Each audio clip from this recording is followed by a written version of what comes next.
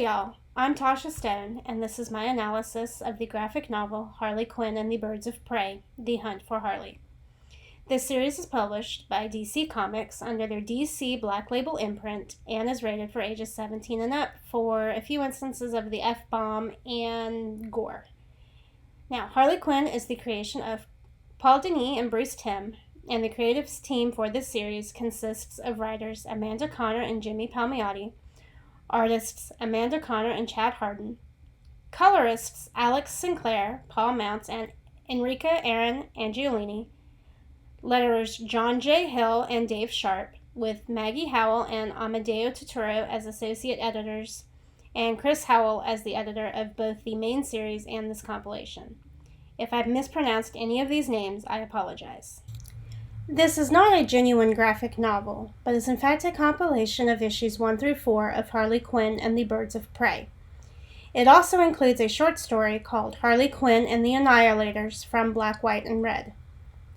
The total page count for this compilation is 159 pages, with 123 pages for the main story, 18 pages for the short story, and another 18 pages for front matter, cover art, and bonus artwork. This compilation retails at $16.99 on Comixology, and you can buy the individual issues that retail at $5.99 each. And I've included the link to the Comixology shop page in the description below. Now, taking the compilation as a whole, each issue acts as its own act, and each act is roughly 31 pages. So in the pages of the collection, Act 1 begins on page 9, Act 2 on page 44, Act 3 on page 77, and Act 4 on page 10. Unfortunately, I was not able to distinguish the acts for each issue since I read the collection as a whole and not as standalone issues, and my analysis will reflect that since that's how I read it. I will also not be including anything on the bonus short story since, while I did read it, it is not part of the main story and is in fact part of another series that I have not read. At the end of each issue, there is a caption like the one you see here, which reminded me of old cartoons where there would be a voiceover saying something along the lines of, "Will Batman finally defeat Joker? Will Robin make it in time?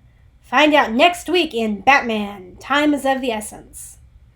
I thought this was a great way to give readers a preview of what is to come and to get them looking forward to buying the next issue as soon as it becomes available. So, in this series, Harley is living on Coney Island with her gang of Harleys, Red Tool, and a stuffed beaver she carts everywhere. After a vacation with Poison Ivy goes awry, and the DeFeo Loan Company firebombs her hotel, Harley decides she needs to return to Gotham to get the money she needs to pay off the loan and help make things right with Ivy. Being able to stick it to her ex-Joker while she's at it, well, that's just icing on the cake. Of course, Joker doesn't take too kindly to that and eventually does put a price on her head. I'd tell you more, but I don't want to spoil the ending. So, if I counted correctly, and if I understood Scott McCloud's definition of transitions correctly, this compilation has a total of 844 transitions, which averages out to about 211 transitions per issue. So there's a lot going on, not only on the page, but in the story as well. Each of the 6 transitions McCloud describes appears in this collection, with action to action appearing the most and non sequitur appearing the least, with the others falling somewhere in between. I didn't do a full count of each transition type because frankly that would have taken me several hours and I'd already spent an hour and a half counting the individual transitions. But by my best guess, action to action made up about 45 to 50% of the transitions, subject to subject made up about 20 to 30%, scene to scene about 15, moment to moment about 10, with aspect to aspect and non sequitur making up the remaining percents. These transitions made it easy to follow the action on the page and allowed me to fill in the gaps between panels. There were a couple times where I struggled to keep up with the action, but that can be attributed to my inexperience with reading comics as opposed to any problems with the layout and transitions. As you can see, there were times when there was a lot going on the page and my brain went into information overload, which, to be fair, it doesn't take much to do. I didn't see too many instances of page as a mini-comic as described in the Week 2 video, as each page seemed to be more of a continuation of the last. I did manage to find 2, like this one where Harley and Poison Ivy are on vacation. As you can see, they're on an island. Harley forgets to anchor the boat drifts away. And then you see later a silhouette of Poison Ivy running after the boat and Harley behind Poison Ivy.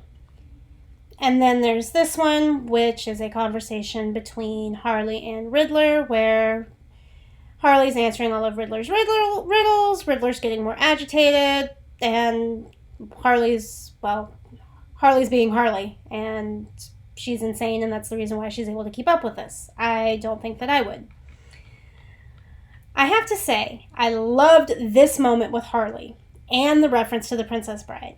I actually read this in Inigo Montoya's voice, and it was, in my opinion, a perfect addition to the comic. It added a great bit of comedy, and it fit really well with what was going on in the scene. But my favorite scene was this one, in which God and Satan are arguing over who gets to keep Harley. Of course, Harley chimes in and winds up getting herself kicked out of both. So I would recommend this to my classmates based on the artwork alone. The fact that the entire compilation is in full color and so detailed makes this a great buy. Compared to some of the comics I've read this month, this one has some of the best artwork I've seen, and the story had me hooked. For someone like me whose knowledge of DC is limited to the recent extended universe films, I didn't feel like I was missing part of the story in any way, and it was easy for me to keep up with what was happening. The fact that this is set in an alternate universe from the Batman canon made things a lot easier to follow up with the story. As far as my friends go, not too many of them are interested in comics outside of manga, and I feel like this would have a very specific niche market with them. But for those that are into DC Comics, I would recommend this to them. In my opinion, it was money well spent. And that concludes my presentation. If you've made it this far, then congratulations, and I apologize for any rambling I did when I was discussing this work.